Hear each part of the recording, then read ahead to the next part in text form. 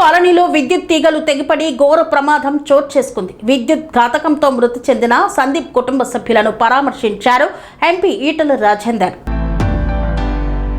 అల్వాల్లో current shock వల్ల మరణించిన సందీప్ కుటుంబాన్ని పరామర్శించారు మల్కాజ్గిరి ఎంపీ ఈటల రాజేందర్.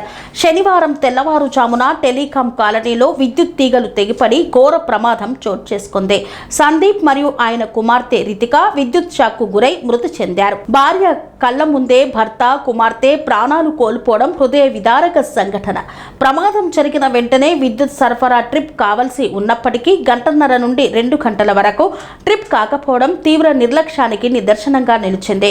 అత్యవసర ఫోన్ కాల్స్ వచ్చినప్పటికీ సంబంధిత శాఖ అధికారులు వెంటనే స్పందించకపోవడం బాధాకరం. వర్షాకాలానికి ముందు చెట్ల కొమ్మలను తొలగించి విద్యుత్ లైన్లను సురక్షితంగా ఉంచాల్సిన బాధ్యతను అధికారులు నిర్వర్తించలేదు. ముందస్తు చర్యలు తీసుకుని ఉంటే ఈ ప్రమాదాన్ని నివారించే అవకాశం ఉండేది. ప్రభుత్వం మరియు సంబంధిత శాఖలు ఈ ఘటనను అత్యంత సీరియస్ గా తీసుకొని బాధిత కుటుంబానికి అండగా నిలవాలి. కుటుంబ సభ్యులు అనుభవించిన 2 గంటల వేదన ఆవేదనను ఎవరూ తీర్చలేరని పేర్కొన్నారు. మృతుడి తల్లి క్యాన్సర్ తో బాధపడుతున్నారు. సందీప్ మరణంతో కుటుంబ పరిస్థితి మరింత దయనీయంగా మారింది.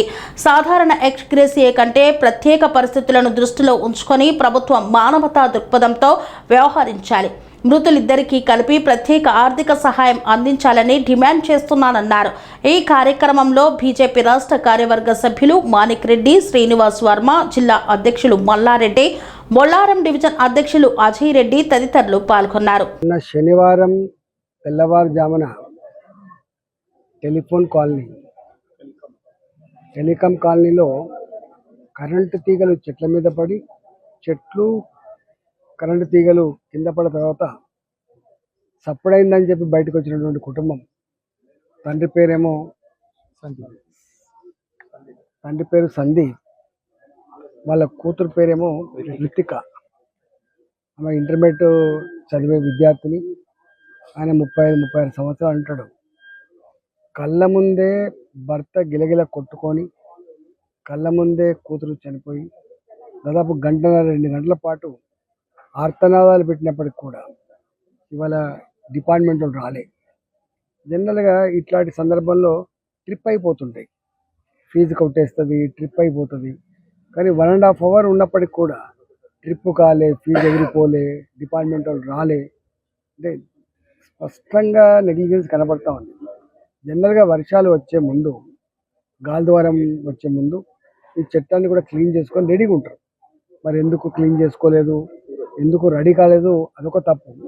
రెండో తప్పు ఏంటంటే రాత్రిపూట గాలిద్వారం వచ్చింది అని తెలిసిన తర్వాత ఏ ఫోన్ వచ్చినా కూడా, ఎమర్జెన్సీ ఫోన్ వచ్చినా సోయకుడు లేకుండా, ఎవడు పట్టించుకోకుండా, ఇలా భర్త చనిపోతున్నప్పుడు ప్రత్యేకంగా చూసేటువంటి దౌర్భాగ్యం భార్యది. కన్న కూతురు కళ్ళ ముందే కొట్టుకొని చచ్చిపోతున్నప్పుడు చూసే దౌర్భాగ్యం ఇది. ఇలా ఎవరు రాకపోవడం సిగ్గుచేటు. ప్రభుత్వం కూడా ఇట్లాంటి సందర్భంలో కూడా సీరియస్గా స్పందించి కుటుంబాలకు ధైర్యాన్ని ఇవ్వడం, కుటుంబాన్ని ఆదుకుంటామనేటువంటి ఒక భరోసా ఇవ్వాల్సిన ప్రభుత్వం స్పందించకపోవడం కూడా బాధాకరమైంది. ఇవాళ కుటుంబాన్ని దగ్గరికి వచ్చినప్పుడు వాళ్ళ దుఃఖం వర్ణనాతీతం. వాళ్ళని ఎవరు ఓదార్చలేరు. వాళ్ళ ఆ 2 గంటల వేదన దుఃఖం ఏతుందో దాన్ని ఎవరు దూరం చేయలేరు. కాబట్టి నేను ప్రభుత్వాన్ని డిమాండ్ చేస్తా ఉన్నాం. ఏదో మామూలుగా కరెంటు షాక్ కొట్టి చచ్చిపోతే 5 లక్షల రూపాయలు చెప్పిన కాకుండా వాళ్ళకి ఎవరు లేరు. ఇక చనిపోయిన ఆయన ఇంట్లో ఒక్కడే కొడుకు, వాళ్ళ అమ్మకు క్యాన్సర్ పేషెంట్, నాన్న 70 సంవత్సరాల వృద్ధుడు. వాళ్ళని చూసే వాళ్ళు ఎవరు లేరు. ఇవాళ ఆమెకి ఎవరు లేరు, భర్త కూతురు తప్ప ఆమెకి ఎవరు లేరు. ఆమె వయసు 30-35 సంవత్సరాలు ఉంటుంది. ఇవాళ ఈ వయసులో అసలు ఆమె ఏం చేసుకోవాలి? భర్త మంచి ఉద్యోగం ఉండే కాబట్టి ఆ కుటుంబాన్ని పోషించుకోలేడు. పోషించేటువంటి భర్తనే చనిపోయిన తర్వాత ఆ కుటుంబం ఇలా రోడ్ల మీద పడే పరిస్థితుంది. కాబట్టి తప్పకుండా ప్రభుత్వం మానవతా కోణంతో ఆలోచన చేసి ఆర్థికంగా ఒక్కొక్కరికి 25 లక్షల రూపాయలు చొప్పున ఇవ్వాలని చెప్పి డిమాండ్ చేస్తున్నాం. రెండవది, భార్యకి ప్రభుత్వ పరంగా ఇదే జిహెచ్ఎంసీలో ఒక ఉద్యోగం కల్పించాలని చెప్పి డిమాండ్ చేస్తున్నాం.